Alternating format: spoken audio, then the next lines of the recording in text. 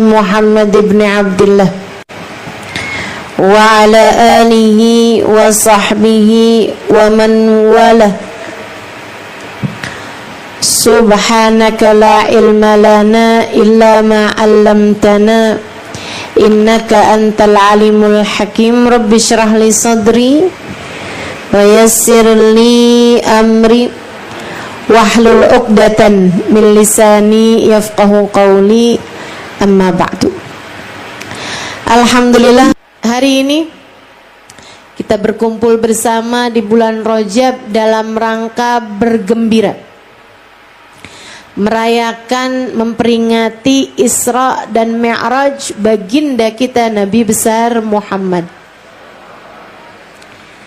Kata Habib Umar dalam maulid yang tadi kita baca, arajal habibu ila samawatil ula wal arsy wal kursi ra'a maulana.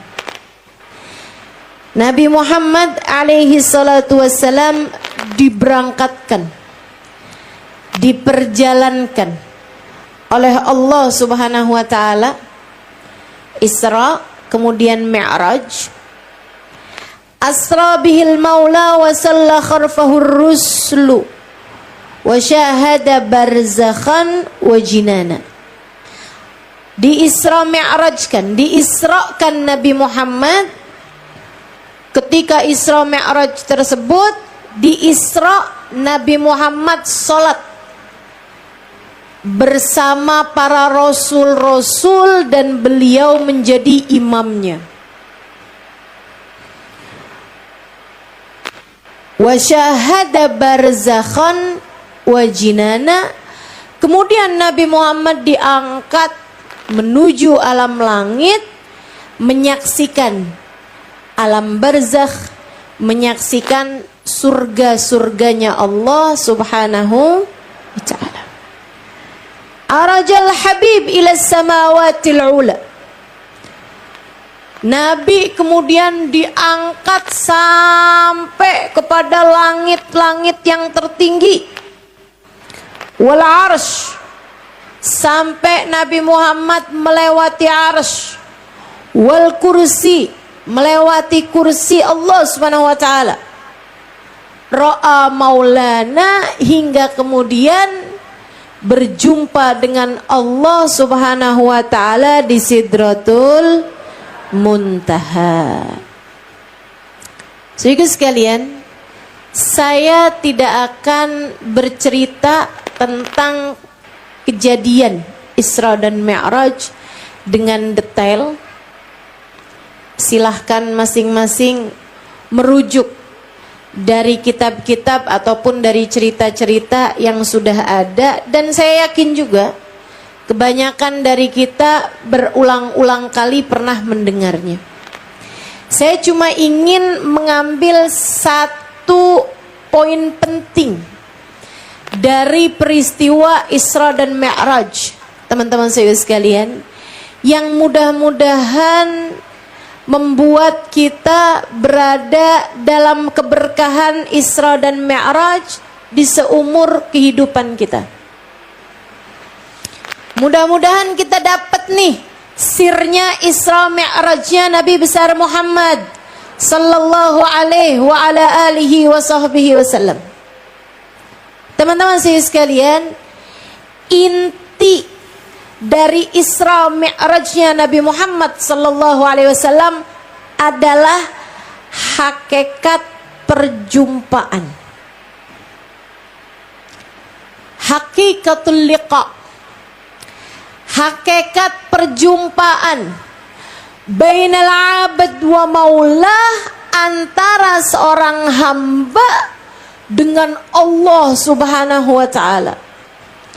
Perjumpaan yang menjadi semakin dekat hingga tak berjarak.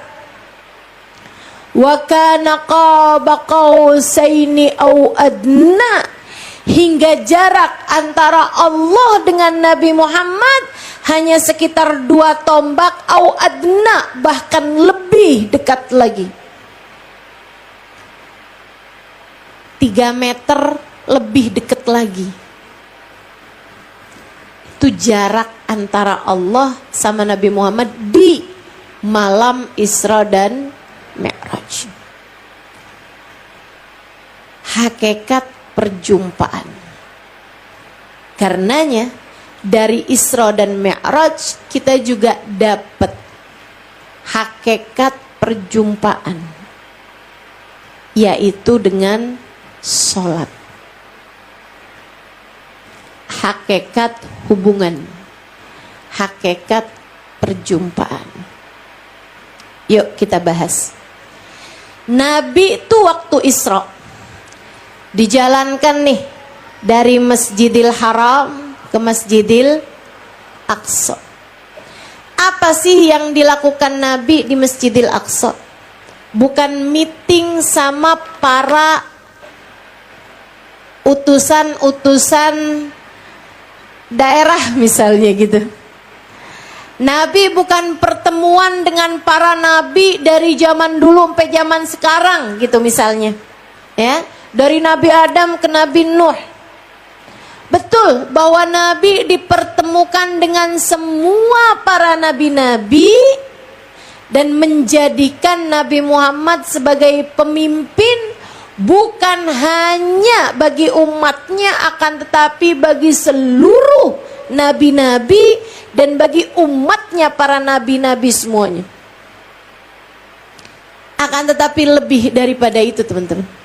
Waktu Nabi ketemu sama para nabi dari seluruh alam jagat raya ini, dari Nabi Adam sampai Nabi Nuh, yang dikerjakan Nabi Muhammad bersama dengan mereka adalah sholat.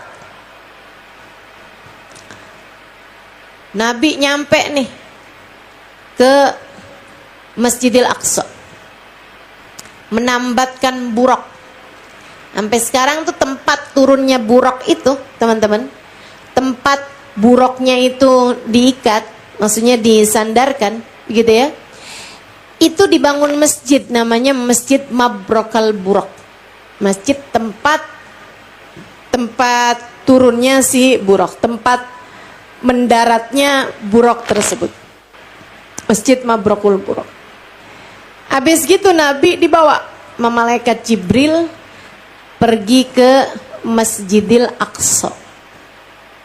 Jadi Masjidil Aqsa udah ada tuh sada zaman itu udah. Masjidil Aqsa itu dibangun sama Nabi Allah Ibrahim alaihis salam. Jadi itu salah satu masjid-masjid tua ya, Masjidil Aqsa itu. Dibangun oleh Nabi Allah Ibrahim alaihis salam. Besar teman-teman. Saya waktu ke Masjidil Aqsa saya nanya sama imamnya. Saya bilang nih tempat Nabi Muhammad dulu sholat sama para nabi itu di mana?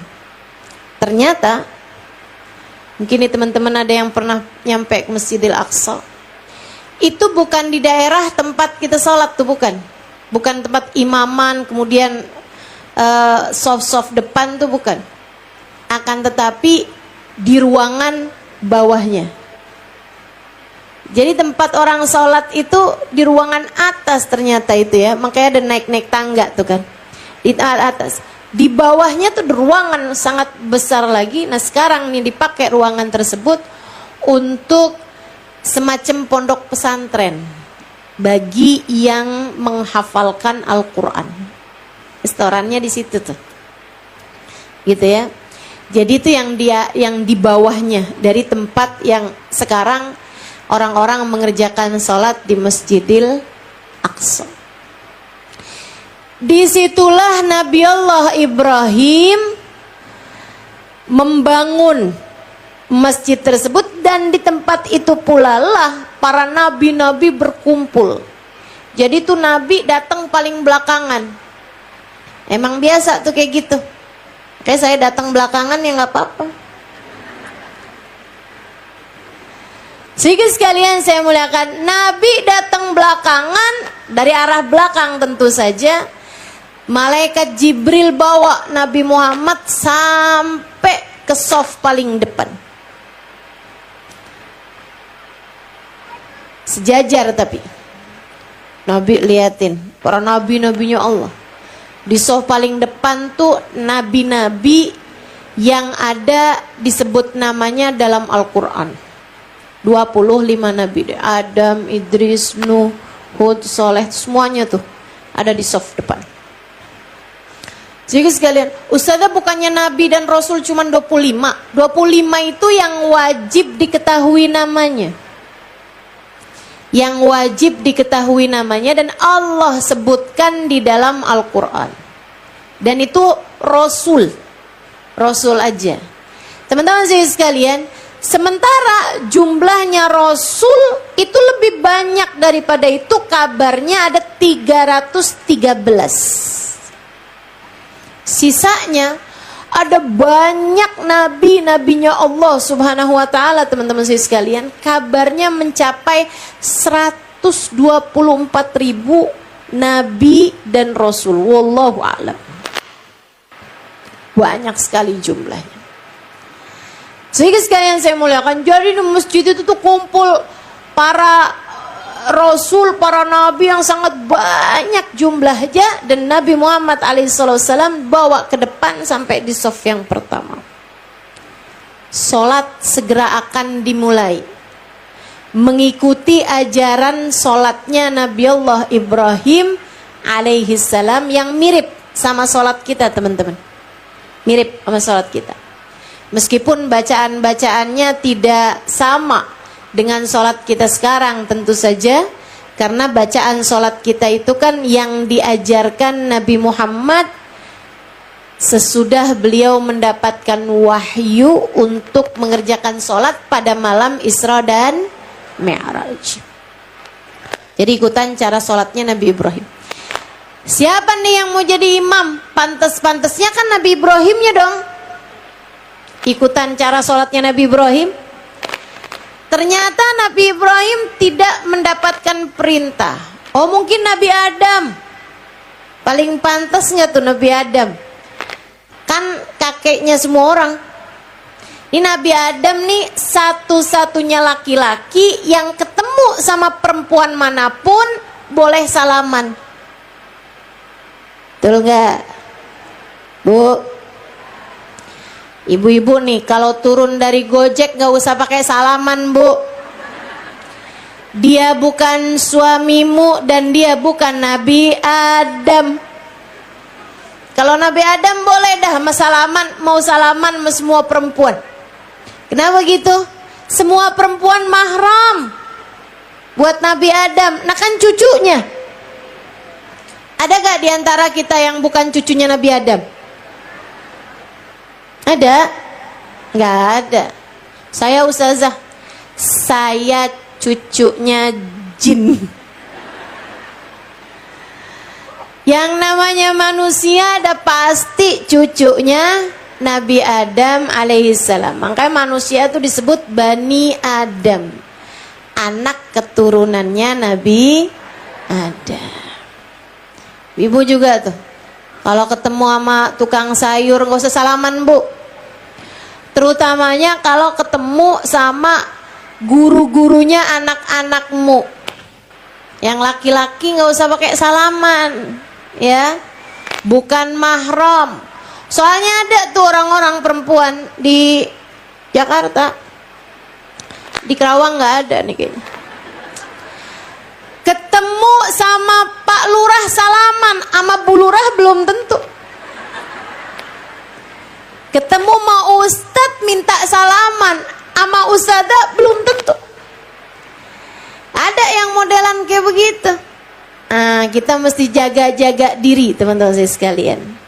Ya, karena satu-satunya perempuan yang boleh salaman sama laki-laki manapun, nggak wajib pakai kerudungan. Ketemu sama laki-laki manapun, hanya ada satu perempuan aja, namanya Hawa. Jadi kalau kamu bukan Hawa, nggak usah pakai kayak begitu ya. Ke tukang bakso nih, nggak pakai kerudungan. Ada tuh yang kayak begitu. Habisnya ustazah kalau kita nyari kerudungan dulu, tukang baksonya udah keburu jalan. Ntar saya nggak kebagian lagi nih katanya gitu. Enggak ya Bu ya, kamu bukan Hawa. Kamu bukan Siti Hawa. Jadi sekalian, Nabi Adam ternyata nggak dapat perintah. Nabi Nuh mungkin nggak dapat perintah. Nabi Musa sebagai nabi terbaik dari Bani Israel nggak juga mendapatkan perintah. Nabi Isa mungkin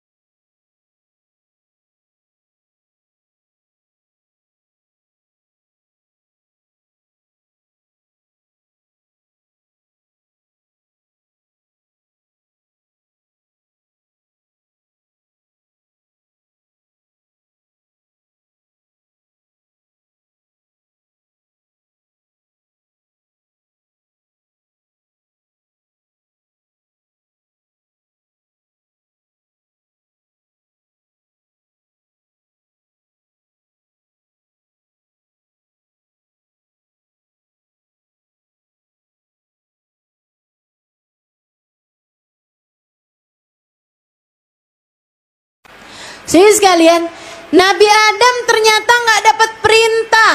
Nabi Nuh mungkin nggak dapat perintah. Nabi Musa sebagai nabi terbaik dari Bani Israel nggak juga mendapatkan perintah. Nabi Isa mungkin yang merupakan Ruhullah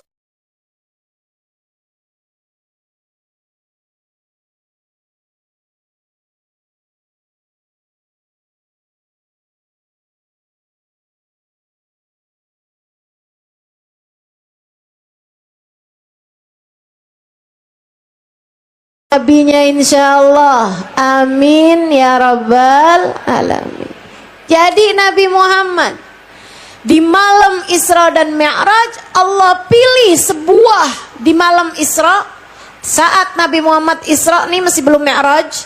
Saat Nabi Muhammad di Masjidil Aqsa, Allah pilihkan sebuah keadaan yang paling indah, sebuah ibadah yang paling tinggi nilainya, yaitu salat. Dan Nabi mengimami para rasul-rasul semuanya. Makanya kita suka bilang Nabi Muhammad adalah pemimpin para nabi, pemimpin para rasul. Ada qasidahnya tuh. Ya Imam ar-Rusli. Ayo yang bagus bacanya, yang bagus bacanya. Biar bisa masuk dapur rekaman. Ayo. Ya Imam ar-Rusli sanadi anta babullahi tamadi fa bidunyaya wa akhirati ya Rasulullah khudh biyadi. Yang baca kayaknya grup sinian doang dah. Yang belakang-belakang gak ikutan baca tuh. Kedengeran gak suara saya sampai ke belakang? Ya ayo coba. Kalau gitu saya mau dengar suara yang di belakang. Ya Imam ar-Rusli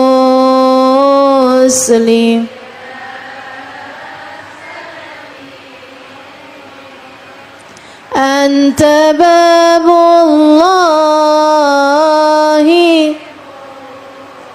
tamadi fa bidunyaya wa akhirati ya Rasulullah khudh biyadi. Ya Imam Ar-Rusli, wahai imam dari para rasul, ya Imam Ar-Rusli, ya sanadi, engkaulah sandaran kami, engkaulah harapan kami, engkaulah andalan kami. Anta babullahi mu'tamadi, engkaulah pintu Allah, engkaulah tiang penopang kami. Fabidunyaya wa akhirati, maka dari sejak di dunia hingga kelak di hari akhirat nanti, ya Rasulullah khudh biyadi, wahai Rasulullah ambillah uluran tanganku ini, selamatkanlah aku wahai Rasulullah, syafaati aku wahai Rasulullah di dunia hingga di hari akhirat. Nabi Muhammad pemimpin seluruh rasul, imam bagi semua nabi, bagi semua rasul. Kita tahu dari sini bahwa yang dikerjakan Nabi Muhammad saat Isra itu perjalanan Nabi Muhammad di waktu malam di bumi, ya, sampai ke Masjidil Aqsa, itu namanya Isra. Teman-teman saya sekalian, yang dilakukan Nabi saat Isra adalah sholat. Beliau mengimami para nabi, para rasul untuk mengerjakan sholat, menghadapkan diri mereka semuanya kepada Allah. Perjumpaan, hakikat perjumpaan. Jadi sekalian, hingga Nabi kemudian diangkat, melewati langit demi langit, langit demi langit, langit demi langit, sampai di satu tempat. Sesudah Nabi Muhammad berjumpa dengan para nabi, berjumpa dengan para rasul, sesudah Nabi Muhammad melihat surga, sesudah Nabi Muhammad melihat neraka, dengan perjalanan yang sangat panjang, Nabi melihat apa yang beliau lihat. Wara'a mara'a, maka dabal fuadu mara'a. Kata Allah Subhanahu wa taala, beliau tak pernah berbohong dengan apa yang beliau lihat. Sehingga sekalian saya muliakan, sampai di satu titik malaikat Jibril yang menjadi tour guide Nabi Muhammad, yang menjadi kawan perjalanan Nabi Muhammad, angkat tangannya, hahuna ya Rasulullah, cukup sampai di sini wahai Rasul, aku tidak dapat lagi menemanimu. Ya Jibril, afi mithli hadzal makan tarakal habib. Wahai Jibril, bagaimana mungkin di tempat asing semacam ini kekasih meninggalkan kekasihnya? Jangan gak setia gitu dong Jibril. Katanya sayang, katanya cinta. Malaikat Jibril bilang, ya Rasulullah, maafkan saya, bukan gak cinta, bukan gak sayang. Malana illa lahu maqamum ma'lum. Semua dari kami wahai Nabi Muhammad memiliki tempat yang tertentu. Kalau saya melewati garis yang diizinkan Allah, terbakarlah jasad saya. Hanya diperkenankan sampai sini wahai Rasulullah. Bahkan malaikat terbaik itu hanyalah khadim bagi Nabi besar Muhammad.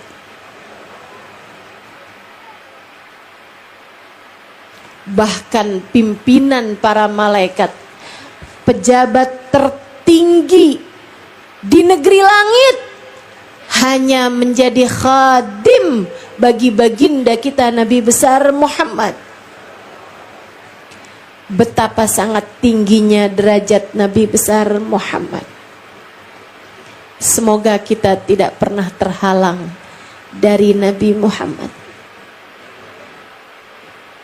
Teman-teman saya sekalian, Wahai Nabi Muhammad, kata malaikat Jibril, engkau tidak usah takut, engkau tidak usah khawatir. Engkau tidak akan berjalan sendirian. Engkau selalu akan dipandu Allah Subhanahu wa ta'ala. Tenangkanlah dirimu. Saya hanya perlu berpesan dengan satu pesanan saja. Nanti kalau ketemu sama Allah, jangan lupa ucap salam. Karena orang tuh kalau ketemu dengan hati yang penuh dengan kebahagiaan, ketemu sama yang dicinta, itu teman-teman saudara sekalian bisa yang lupa ucap salam. Betul nggak? Seringnya kalau ketemu sama yang dicinta dengan perasaan haru gitu, pada lupa ucap salam. Anak-anak tuh kalau ketemu sama artis suka lupa ucap salam, teriak-teriak sampai ada yang pingsan. Saya nggak tahu tuh, pingsan karena senang ketemu atau belum sarapan. Jadi malaikat Jibril pesenin kepada baginda kita Nabi besar Muhammad, wahai Rasulullah, nanti kalau ketemu sama Allah jangan lupa ucap salam. Kaifa uhayyi?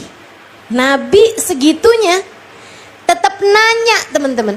Karena Nabi itu biar dimanapun gak pernah lupa bahwa malaikat Jibril adalah gurunya. Malaikat Jibril betul oleh Allah Subhanahu wa taala dijadikan khadim Nabi Muhammad alaihi wasallam, berkhidmah melayani Nabi Muhammad alaihi wasallam. Akan tetapi beliau juga guru bagi baginda kita Nabi besar Muhammad. Jadi Nabi Muhammad nanya, gimana caraku wahai guru mengucap salam kepada Allah? Malaikat Jibril jawab, Qul at-tahiyatul mubarakatus salawatut tayyibatu lillah. Ucapkanlah nanti kalau ketemu sama Allah, at-tahiyatul mubarakatus salawatut tayyibatu lillah. Habis itu Nabi Muhammad pun diperjalankan, menembus hijab demi hijab, menembus alam demi alam, melewati semesta demi semesta, melewati arasy, melewati kursi, melewati lauhil mahfud, melewati rafrafil ahbar, melewati qalam, melewati berbagai macam alam demi alam teman-teman, yang masing-masingnya gak ada yang kecil. Allah bercerita tentang kursinya, wasi'a kursiyuhus samawat wal ard. Kursinya Allah itu lebih besar daripada langit dan bumi yang kamu lihat ini. Kayak apa tuh gedenya? Itu dilewatin Nabi Muhammad, dilewatin semuanya tuh, dilewatin. Mau dibawa kemana nih? Wallahu a'lam. Sampailah kemudian inda sidratil muntaha, di sidratul muntaha. Sidrah itu puncak, muntaha itu tertinggi. Gak ada yang pernah sampai di sana sebelum dan sesudah Nabi Muhammad. Malaikat pun gak ada yang pernah tuh belusukan ke sana, meninjau ke sana, gak ada. Tidak ada siapapun pernah sampai di sana sebelum ataupun sesudah Nabi Muhammad. Hanya Nabi Muhammad satu aja. Dari sini kita tahu manusia satu ini sangat istimewa di sisi Allah. Manusia yang satu ini sangat spesial dalam pandangan Allah. Manusia yang satu ini paling tercinta di sisi Allah. Beliau sangat mulia dalam pandangan Allah. Makanya Nabi tuh kalau sampai tengadah tangan mendoakan seseorang, doanya akan sangat mustajab. Kalau Nabi mendoakan dan salah satu dari nama yang didoakan Nabi adalah namamu, maka kamu akan menjadi orang yang akan selamat dunia hingga akhirat. Makanya usaha kita tuh biar tetap ada tuh dalam doanya Nabi besar Muhammad sallallahu alaihi wasallam. Biar kita masuk, jangan pernah mau keluar dari kelompok umat yang disayang dan menyayangi, yang dicinta dan dicintai oleh Nabi besar Muhammad. Teman-teman sekalian, sampai di Sidratul Muntaha, wara'a mara'a, Nabi kemudian dipertemukan dengan Allah Subhanahu wa taala. Ra'a Maulana, beliau berjumpa dengan Allah Subhanahu wa taala. Nabi pun teman-teman sesudah mendapatkan hakikat perjumpaan sedekat itu dengan Allah, beliau pun segera sujud di hadapan Allah Subhanahu wa taala. Sujud langsung di hadapan Allah. Sampai ketika dirasa sujud beliau sudah cukup, beliau pun duduk seperti duduk tahiyat akhir.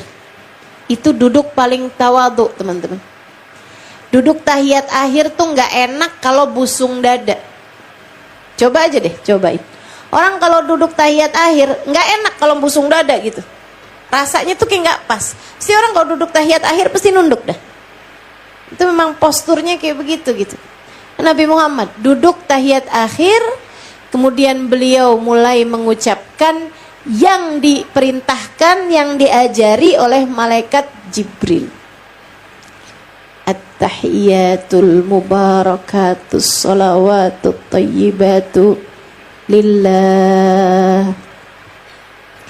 Ya Allah, segala penghormatan, segala kebaikan yang kami lakukan, semua salat, semua doa,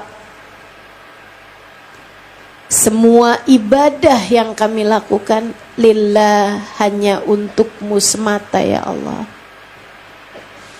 Segala penghormatan, segala kebaikan, segala pujian, semua ibadah, semua doa, kami melakukan semuanya sebagai persembahan kami untukmu ya Allah. Ucapan salam Nabi Muhammad kepada Allah. Kenapa enggak assalamualaikum ya Allah? Misalnya gitu. Teman-teman sekalian, kita kalau jumpa sama manusia ini kan kita bilang assalamualaikum. Artinya semoga keselamatan dari Allah, Allah berikan kepadamu. Lah kalau ucap salam sama Allah, assalamualaikum ya Allah, semoga keselamatan dari Allah, Allah berikan kepadamu ya Allah. Nah kan salah-salah ya. Nah jadi ucapan salamnya, sapaan dari Nabi Muhammad kepada Allah adalah bacaan at-tahiyatul tayyibatu lillah.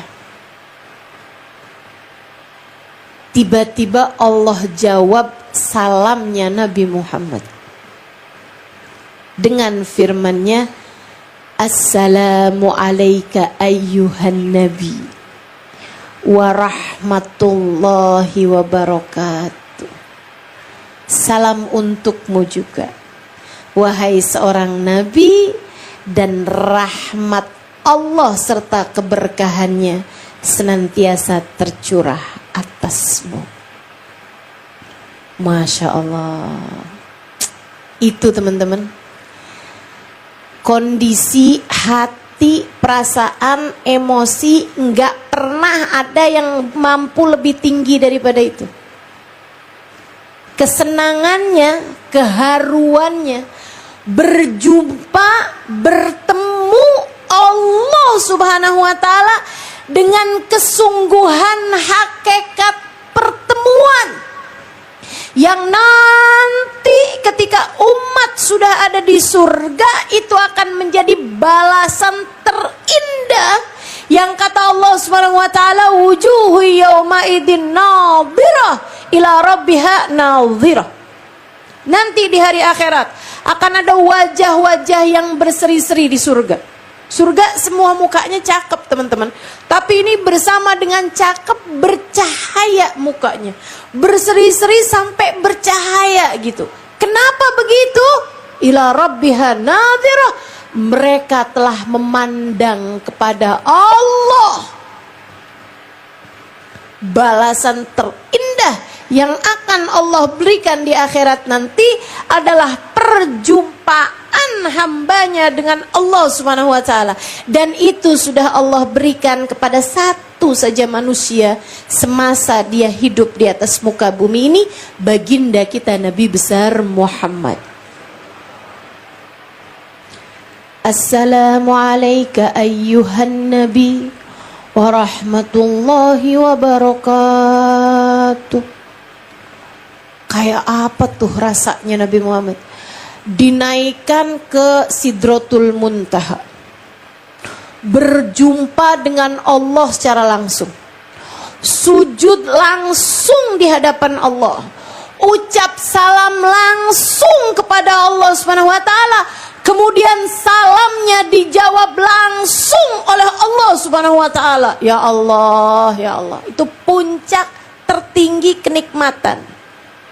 Teman-teman, puncak tertinggi kenikmatan, hakikatul liqa, hakikat perjumpaan yang paling sejati. Segitunya Nabi lagi senengnya luar biasa kayak begitu. Begitu Allah jawab salam Nabi Muhammad, assalamu alayka ayyuhan nabi wa rahmatullahi wabarakatuh, Nabi nggak lupa teman-teman, segera menyusuli ucapan Allah tersebut dengan salam beliau, assalamu alayna wa ala ibadillahi salihin. Ya Allah, terima kasih atas salammu untukku, akan tetapi berikanlah pula salam tersebut untuk umatku, hamba-hambamu yang soleh-solehah itu.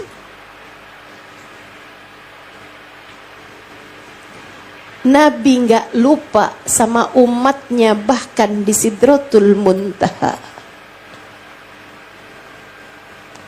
Nabi tidak lupa kepada kita, umatnya, bahkan di Sidratul Muntaha.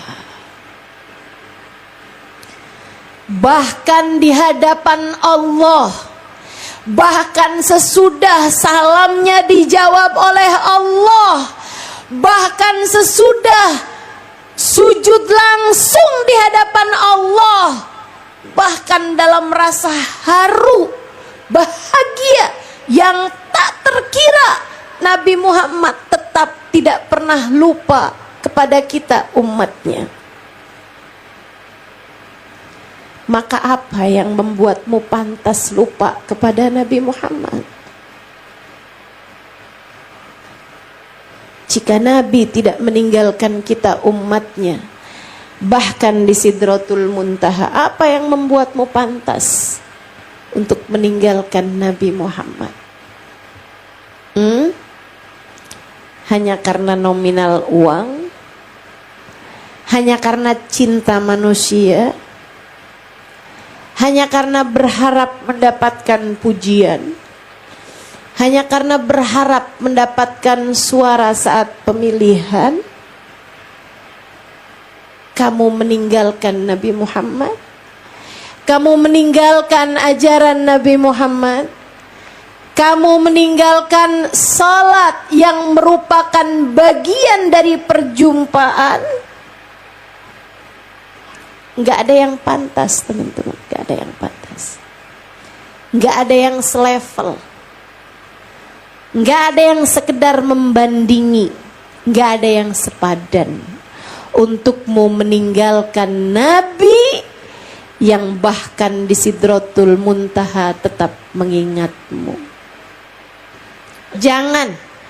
Jangan ada yang milih ninggalin Nabi. Karena kalau kamu milih ninggalin Nabi, kamu diganjar dengan berpisah dari Nabi Muhammad, dan itu sakit bagimu di dunia maupun akhirat, sebab tak ada lagi yang dapat memberi kepadamu syafaat. Menurutmu siapa kamu tanpa Nabi Muhammad? Menurutmu siapa kamu tanpa Nabi Muhammad di dalam hatimu? Kamu bukan siapa-siapa. Laulah, andai bukan karena Nabi Muhammad. Tapi karena Nabi Muhammad, kalian menjadi kuntum khaira ummatin ukhrijat linnas. Kalian adalah sebaik-baik manusia, sebaik-baik umat yang ada di atas muka bumi. Kalian sebaik-baik umat. Kenapa? Karena Nabi kita adalah sebaik-baik Nabi. Maka ketika kamu tinggalkan Nabi Muhammad, kamu bukan sesiapa. Seperti katanya Sayyidina Umar ibn al-Khattab, nahnu qaumun a'azzanallahu bil Islam. Nahnu qaum a'azzanallahu bin Nabi sallallahu alaihi wasallam. Kita ini adalah kaum yang dimuliakan Allah dengan Islam.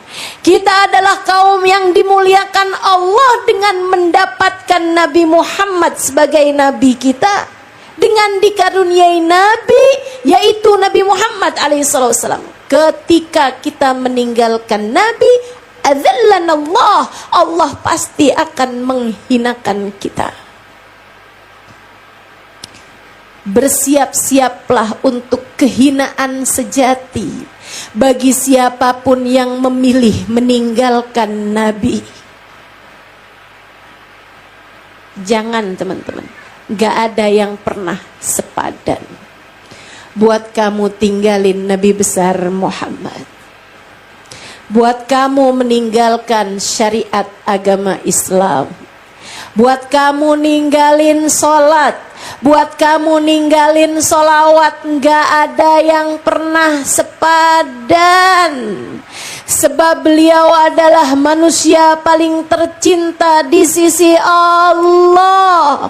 Dan beliau cintanya kepada kita luar biasa. Beliau adalah orang satu-satunya yang diizinkan berjumpa dengan Allah di Sidratul Muntaha dan mengucapkan salam langsung di hadapan Allah Subhanahu wa taala. Dan beliau pula lah orangnya yang ketika dijawab salamnya oleh Allah tidak lupa kepada kita umatnya. Assalamu alaina wa ala ibadillahi salihin.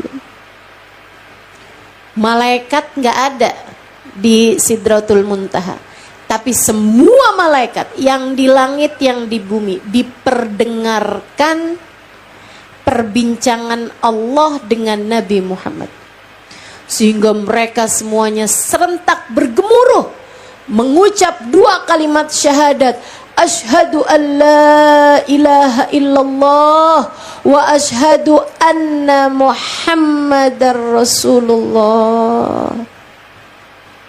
Kita pun mengabadikan perjumpaan agung ini dalam solat kita. Maka tiap kita sholat, kita lagi ikutan bareng sama perjumpaan agung ini. Kita lagi ikutan bersama, seolah-olah kita adalah makmum dari manusia yang pernah mengerjakan ini di Sidratul Muntaha. Seolah-olah kita lagi ikut. Setiap kali kamu mengerjakan sholat, setiap itu pula kamu lagi naro absen untuk ada di belakang rombongan Nabi Muhammad. Dan setiap kali kamu meninggalkan sholat, Setiap kali kamu meninggalkan sholat, teman-teman dengarkan ini. Tiap kali kamu meninggalkan sholat, kamu sedang menghapuskan namamu dalam rombongan. Kata Nabi Muhammad alaihissalam, "Idza tarakal abdus shalah," apabila seseorang meninggalkan sholat, kutib ismuhu fi bab min abwab jahannam, namanya akan tertulis di pintu neraka jahanam. Tiap seseorang meninggalkan sholat fardunya, sholat wajibnya, ia sedang menaruhkan namanya di pintu neraka, sebab ia sedang keluar dari rombongan Sayyiduna Muhammad. Jangan ada yang mau begitu. Jangan sampai ada di antaramu yang begitu. Segeralah. Setiap datang waktu sholatmu, pastikan namamu ada dalam rombongan Nabi besar Muhammad.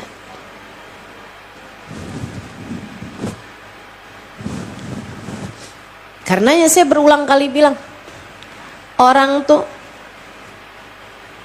kalau lagi ngerjain sholat, bukan karena dia mau sholat, tapi karena dia masih berharga dalam pandangan Allah, sehingga Allah mengizinkannya untuk berjumpa dengannya, untuk menghadap padanya.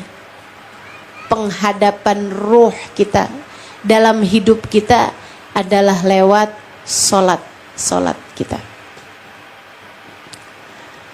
Sebagaimana orang kalau lagi ninggal sholat, bukan karena dia yang gak mau sholat, teman-teman. Bukan. Ada orang diajakin sholat susah banget. Hati-hati. Dirimu misalnya, kok saya ngerjain sholat berat banget ya. Saya kayaknya kalau mau ngerjain sholat, ya ampun, kayak ada batu gitu di atas kepala.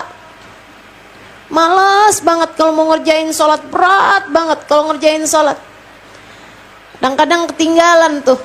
Gimana dong Ustazah? Abisnya kan saya gak kebangun, saya tidur lagi, saya males, saya sibuk, saya.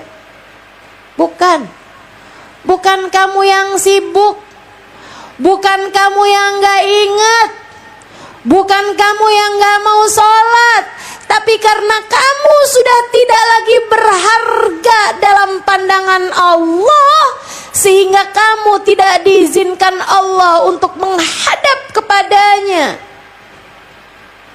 Kamu sudah tidak lagi dianggap oleh Allah Subhanahu wa Ta'ala, sehingga Allah tidak mengizinkanmu untuk berada dalam rombongan Nabi besar Muhammad.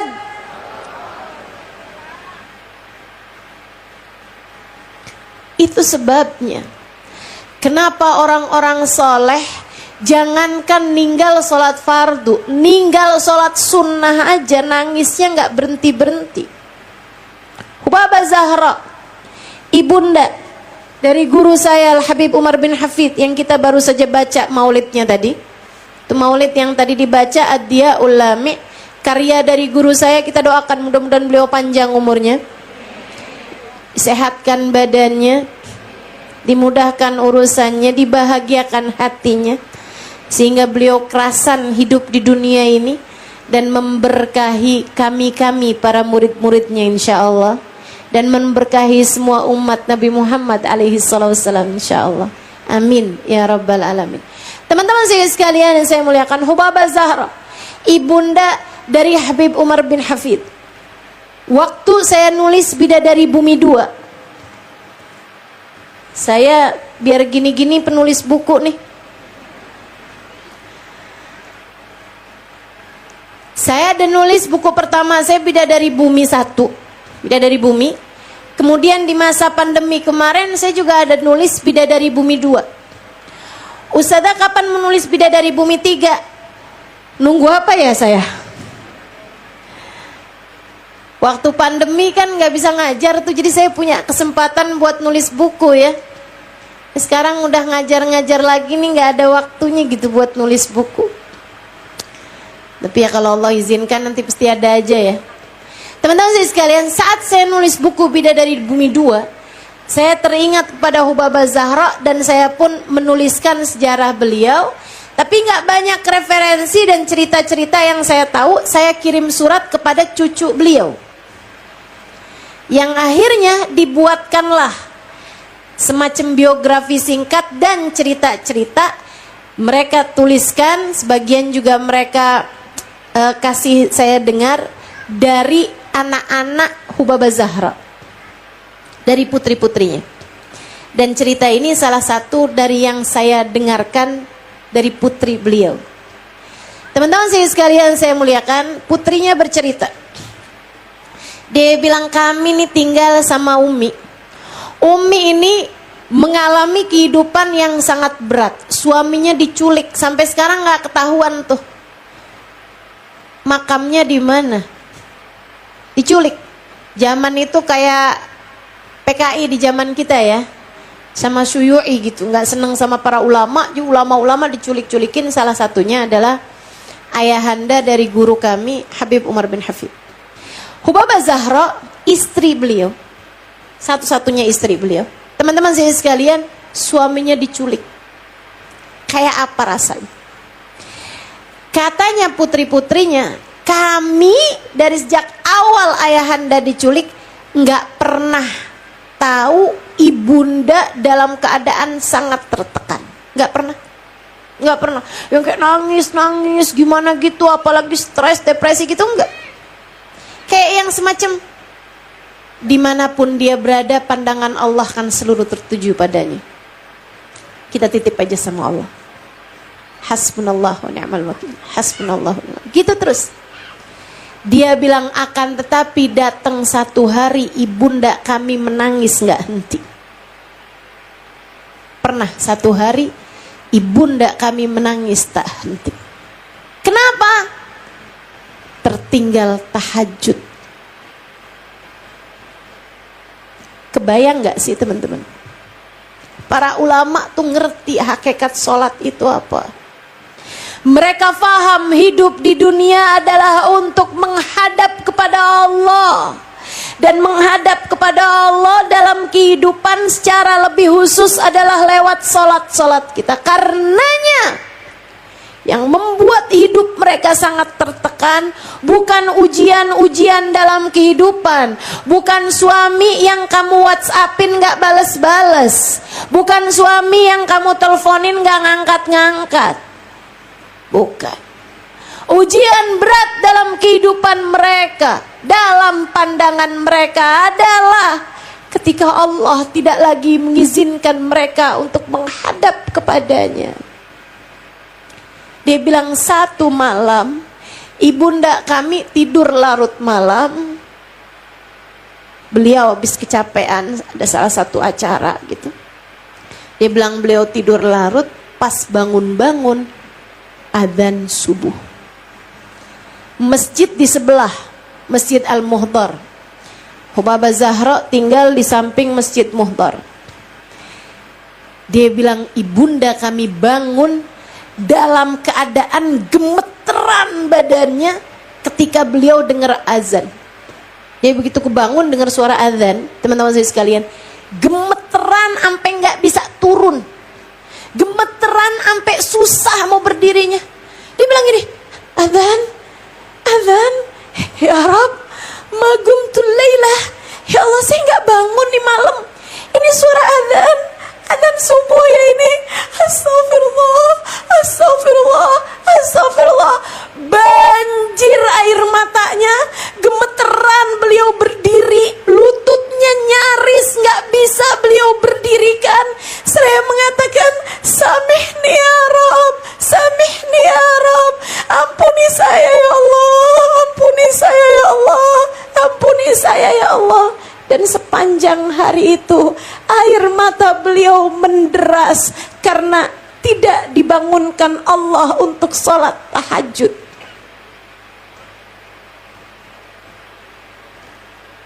Sholat teman-teman, sholat.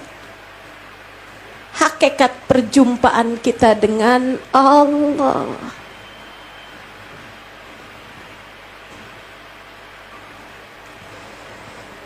Karena bahkan di Sidratul Muntaha yang Nabi Muhammad lakukan adalah sujud, kemudian duduk tawarruk, kemudian membaca at-tahiyyatul mubarakatus salawatut thayyibatu lillah. Maka dalam tiap solat kita sedang merajut tali yang menyambungkan kita dengan baginda kita Nabi besar Muhammad dalam tali perjumpaannya dengan Allah. Tiap kali kamu meninggalkan solatmu, itu sama saja dengan kamu sedang memutuskan tali itu.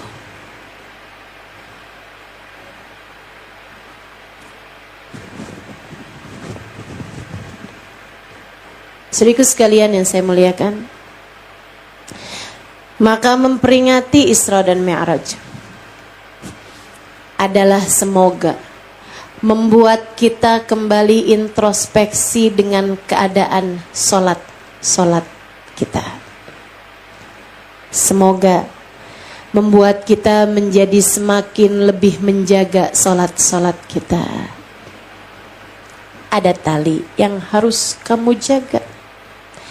Talimu kepada Allah dan talimu kepada Rasulullah. Itu sebabnya kenapa dalam sholatmu kamu mengucap salam kepada Nabi besar Muhammad. Karena sholat bukan hanya penghadapanmu, bukan hanya rajutan tali antaramu sama Allah, hubunganmu sama Allah, akan tetapi juga tali hubunganmu dengan baginda Nabi besar Muhammad sallallahu alaihi wasallam. Itu sebabnya katanya Imamul Ghazali alaihi ridwanullah, dan ini agak ngerikan ya, agak serem nih buat saya. Mudah-mudahan Allah jaga kita semua insyaallah. Imam Ghazali dalam Ihya-nya mengatakan, haluk inda tawajjuh ilallah, keadaanmu indal ardi Allah, ketika kamu dihadapkan kepada Allah di akhirat nanti, mirip sama keadaan solatmu ketika di dunia. Keadaanmu ketika menghadap Allah di akhirat nanti mirip saja, kata Imam Ghazali, dengan keadaanmu, dengan sholatmu di saat hidup di dunia ini.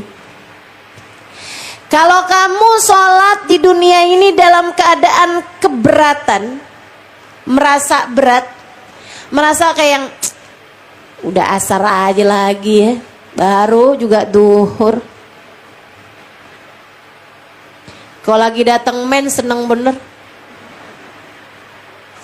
Kalau lagi jalan-jalan, terus ya ampun nih mesti sholat nih, udah jam 2 nih belum sholat duhur nih. Yuk kita sholat. Maaf saya lagi halangan. Ih ya ampun enak banget sih. Ada yang begitu? Mana orangnya?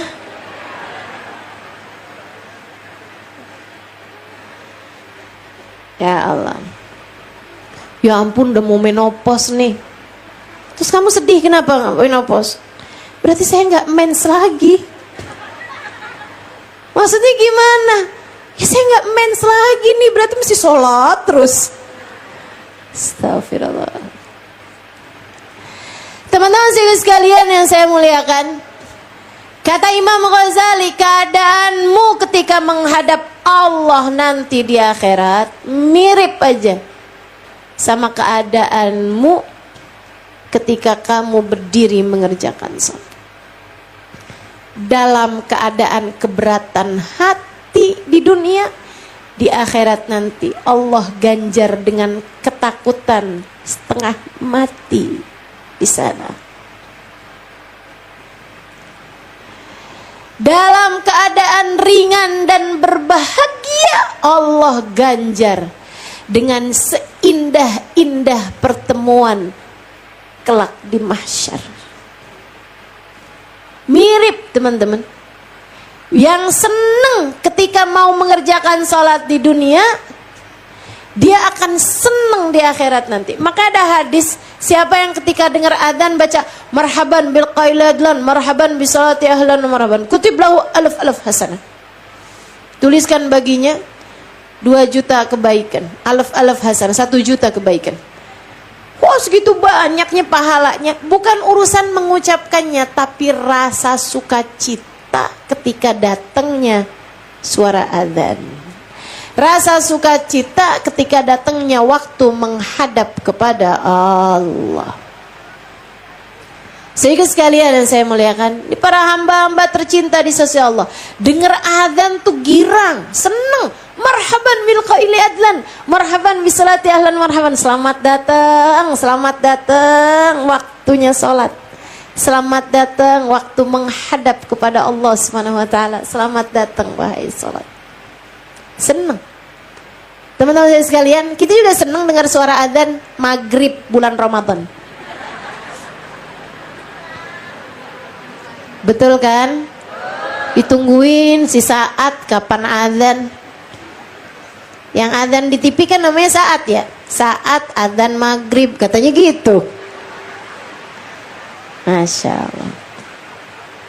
Tuh, sedikit sekalian saya muliakan. Para kekasih Allah SWT senang dengan ibadah mereka, senang saat solat mereka berkumandang. Baginda kita Nabi besar Muhammad. Sedikit sekalian, kalau lagi ada kabar-kabar yang gak enakin hati, beliau langsung menuju sholat. Wahai Rasul, panglima perang kita tertawan musuh. Wahai Rasul, pasukan yang kita kirimkan terkalahkan pasukan lawan. Wahai Rasulullah, banyak di antara pasukan kita yang tewas di medan peperangan.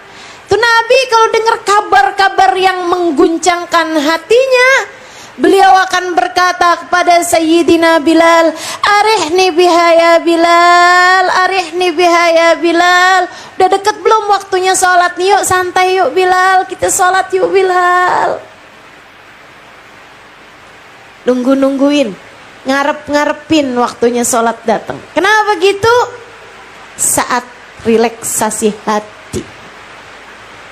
Jadi sekalian saya muliakan, mudah-mudahan Allah karuniakan kepada kita sekalian kemampuan untuk menjaga salat-salat kita. Hujan, waktunya untuk berdoa.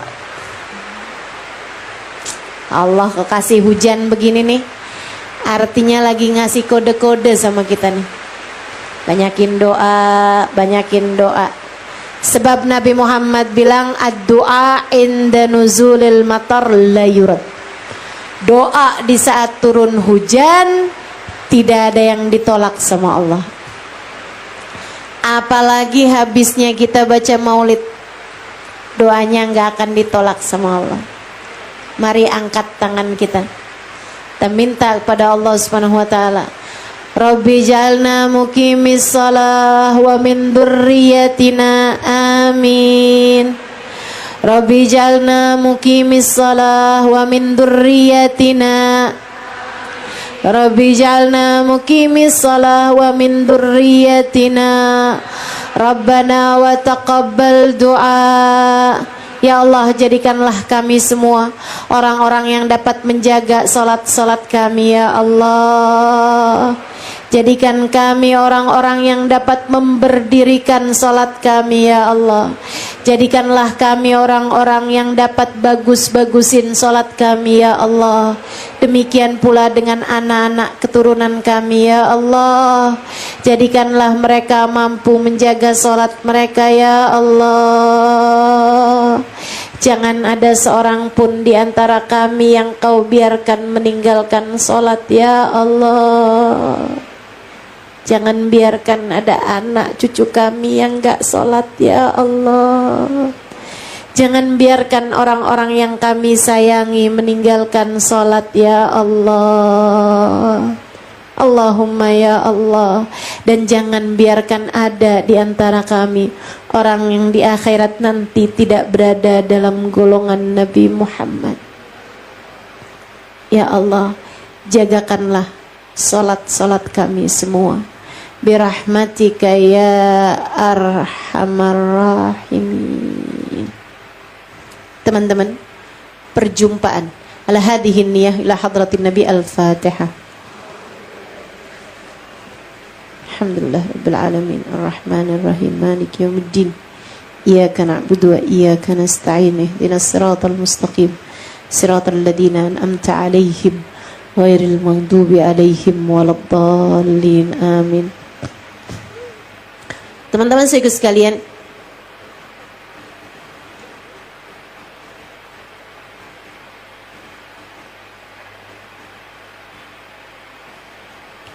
perjumpaan kita dengan sholat nih, mudah-mudahan Allah bisa bikin kita jagain sholat-sholat kita insya Allah lebih rapi lagi insya Allah. Sesudah hari-hari ini kita jadi lebih benar sholat-sholatnya insya Allah. Amin ya rabbal alamin. Kayak para ahli-ahli ibadah pada Allah itu ya. Ini cerita terakhir saya ini ya. Saudara sekalian saya muliakan, hamba-hamba tercinta di sisi Allah tuh sama sholatnya luar biasa banget. Luar biasa banget. Ketika ditanyain gitu, ada satu orang soleh, satu laki-laki soleh, seneng banget sama sholat, cinta banget sama sholat. Anaknya tuh kan suka ribut gitu. Kita kan kalau anak ribut, apalagi kita mau sholat, kita bising ya. Kita bising kan. Kita kalau mau sholat terus ada orang rame-rame, kita bilang, diem dong nih mama mau sholat, kan gitu. Gitu ya. Ini ada orang soleh ahli khusyuk dalam sholat. Dia tuh kalau anaknya rame, anaknya berisik gitu tuh, cucunya berisik, dia suka ngomong kayak gini, nak diem dong nak. Nih abah misalnya mau tidur, nih kakek misalnya mau makan, diem dong gitu, berisik. Nanti kalau mau berisik gampang, kalau kalian lihat kakek lagi sholat, tuh berisik gak apa-apa. Kalau kalian lihat ayah kalian lagi sholat, tuh berisik gak apa-apa. Kenapa gitu soalnya ya? Karena ayah kalau sholat gak denger apa-apa. Insyaallah. Masih mau cerita lagi? Habibana Zain bin Smith. Ini ya, saya ngasih contohnya yang masih ada aja dah, biar dapat sirnya beliau insya Allah, biar dapat berkahnya Habibana Zain insya Allah. Teman-teman saya sekalian, di Madinah beliau, kapan waktu datang ke Indonesia beberapa tahun yang lalu, dan saya mendampingi istri beliau almarhumah Hubabah Maryam Abdul Muhammad bin Abdullah Al-Haddar, ya, guru saya, istri beliau. Saya dampingin tuh dari urusan-urusan dakwahnya. Zaman-zaman itu juga jadwal saya belum terlalu padat, jadi saya memang banyak mendampingi beliau gitu. Kalau beliau lagi datang ke Indonesia. Satu hari nih, beliau habis belanja, teman-teman. Belanja kain. Belanja karena anaknya mau nikah beberapa bulan lagi, jadi beliau tuh belanja gitu. Nah kami nih pulang dari belanja, bawa barang belanjaan kan. Baba masuk dari pintu belakang, kami pun ikutin dari pintu belakang. Tapi begitu masuk dapur, beliau bilang, dari depan aja. Soalnya di dapur itu ternyata lagi ada putra beliau, ada anak laki-laki beliau lagi ada di dapur. Akhirnya beliau bilang, lewat depan aja, lewat depan. Kita pun akhirnya mau lewat depan gitu kan. Pelan-pelan buka pintu, ada Habib Zain lagi sholat sunnah, ke sholat duha gitu. Jadi telepon sama Hubabah, Baba, kita mau lewat pintu depan, ada Habib Zain nih lagi, ada Habib Zain nih, saya bilang. Jadinya nggak bisa lewat depan, lewat belakang aja apa gimana? Baba nanyanya gini, Habib Zain lagi apa? Habib Zain lagi sholat. Oh nggak apa-apa, lewat aja. Sholatnya itu posisinya ngadep ke arah pintu gitu. Walaupun ya kita kalau lewat pintu itu nggak lewatin, cuma maksudnya jadi kita itu di depan beliau gitu, di hadapan beliau. Paham maksud saya ya? Jadi kan nggak enak banget kan lewatin orang lagi sholat gitu kan di hadapan gitu. Terus kita bilang, tapi Baba, gimana dong kita lewat? Habib Zain lagi sholat kan? Nggak apa-apa, lewat aja. Habib Zain kalau lagi sholat nggak lihat apa-apa, nggak dengar apa-apa. Kita pun membuktikannya. Buka pintu, jedret. Itu saya yakin kalau yang sholat saya, yang sholat kamu-kamu nih, tahu saya. Jangankan ada kayak begitu, aneh nggak? Sinetron jalan kita tahu kelanjutannya. Udah tahu deh. Sholat kita berisik. Andai di luar nggak ada yang berisik aja, hati kita sendiri, pikiran kita sendiri udah berisik, betul? Penuh keributan nih di dalam diri sendiri. Khusyuk kayak baru hanya sekedar nama belaka. Khusyuk baru sekedar ilmu, tapi belum dikaruniai oleh Allah Subhanahu wa taala rasa yang sesungguhnya. Mudah-mudahan datang waktunya insyaallah kita sungguh-sungguh dikaruniai kehusyuan insyaallah dalam salat-salat kita. Amin ya rabbal alamin. Buka pintu nih, kemudian kita masuk gitu kan, nggak ada tuh kelihatan kayak kaget gitu, kayak agak gimana gitu kan, nggak ada teman-teman. Ya sholat aja gitu, kayak nggak lihat apa-apa, kayak nggak dengar apa-apa. Dan itu memang benar-benar luar biasa. Jalan bawa nih barang-barang, habis belanja kan, dan beliau tidak bergeming sama sekali, seolah-olah di hadapannya ada alam lain yang tidak kami ketahui, dan ada sesuatu yang sangat indah ada di dalam diri beliau-beliau itu. Ketika ditanya kepada seorang ulama, apakah kamu dalam sholat ingat sesuatu? Beliau tersenyum seraya menjawab, dari urusan dunia gitu. Adakah suatu urusan-urusan dunia gitu yang kamu ingat dalam sholat kamu? Beliau tersenyum, kemudian menjawab, dan adakah yang lebih nikmat dari saat hati menghadap kepada Tuhannya sehingga perlu buat kami ingat? Ya ada kan? Gak ada yang lebih indah dari Allah, maka buat apa kami ingat itu? Masya Allah, para hamba-hamba tercinta di sisi Allah. Kita minta kepada Allah, semoga Allah karuniakan kehusyuan. Nah, sambilan belajar khusyuk teman-teman, sambilan kita belajaran khusyuk, jangan mau sholat sendirian untuk sholat fardu ya. Karena sholat fardu itu kalau dilaksanakan berjamaah, biar kata sholatnya nggak khusyuk, insya Allah gede kemungkinan diterimanya di sisi Allah. Sebagaimana hadis Nabi Muhammad, idza shallan nas fi jamaah, apabila orang-orang salat dalam berjamaah, Allah lihat hatinya imam. Kalau hatinya imam khusyuk, diterima salat imam, diterima salatnya semua makmum. Kalau hatinya imam enggak khusyuk, Allah akan lihat hatinya makmum. Allah akan lihat hatinya makmum. Kalau hatinya makmum ada yang khusyuk, Allah terima salatnya dia, Allah terima salatnya imam dengan berkahnya dia, Allah terima salat semua makmum. Kalau bahkan hatinya imam gelambiar semua, imamnya gelambiar, makmumnya gelambiar, ambiar semuanya pokoknya, bising semua nih, kayak sholat-sholat kita nih seringnya. Teman-teman sekalian, Allah akan bilang, ijtama'u min ajli faqabiltu lijtima'im. Ijtama'u min ajli atau ijtama'u li ajli faqabiltu lijtima'ihim. Mereka berkumpul karena aku akan terima sholat mereka dengan berkah perkumpulan mereka tersebut. Masya Allah.